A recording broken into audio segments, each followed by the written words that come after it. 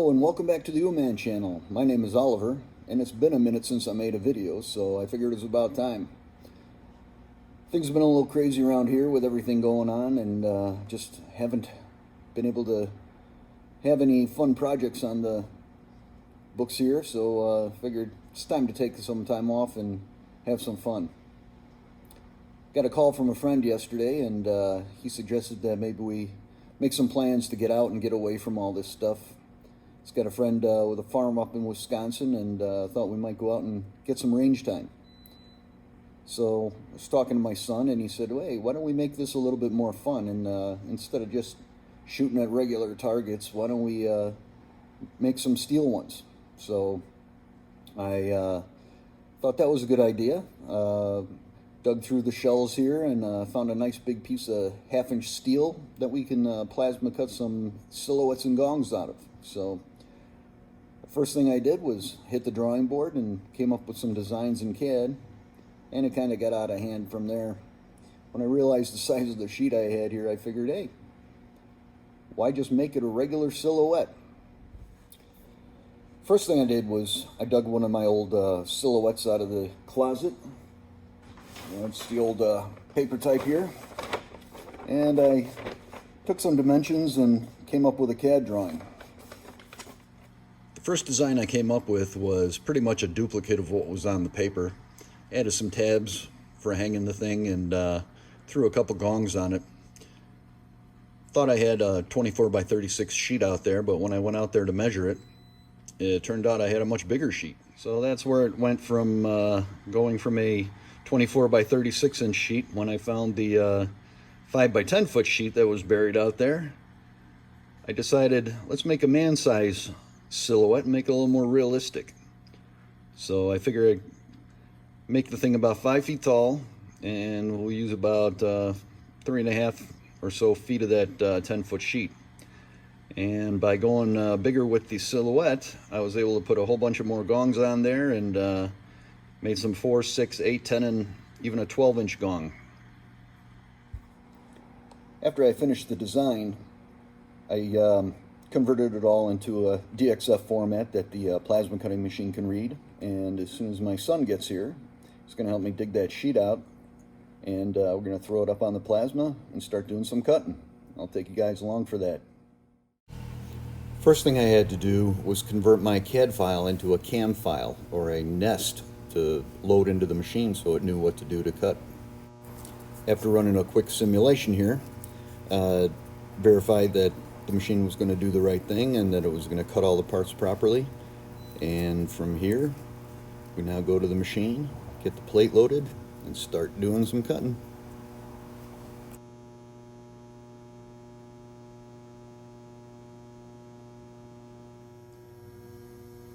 Now we got the plate loaded on the plasma table. Gonna be using a Taurus 3000 today to cut 1/2-inch mild steel. Just gotta get the plate picked up on the table and we'll be ready to cut. Since we're trying to maximize our material utilization, what we're trying to do is just confirm with the laser, which I don't know if you can see on here, but the laser is tracing out where the machine will be cutting. So we just want to make sure that we're on the plate all the way around. And here we go. For you guys, some plasma cutting.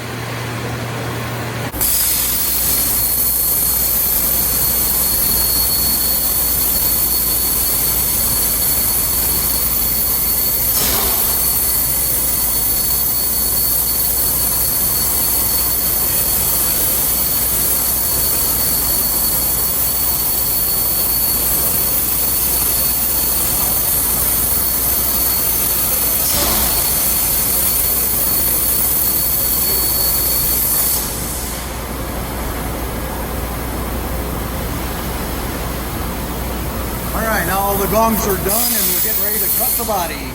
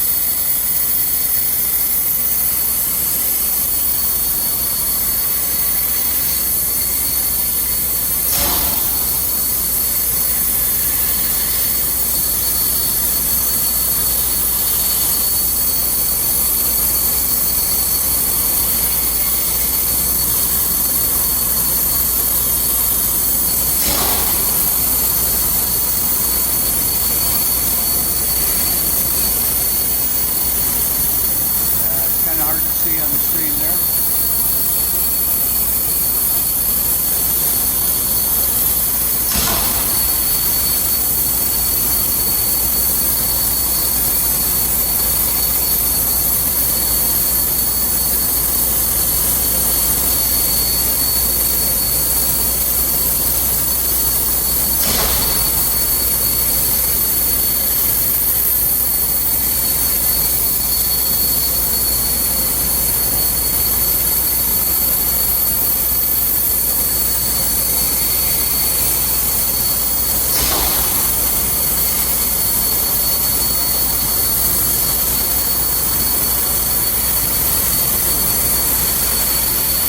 Body taking shape.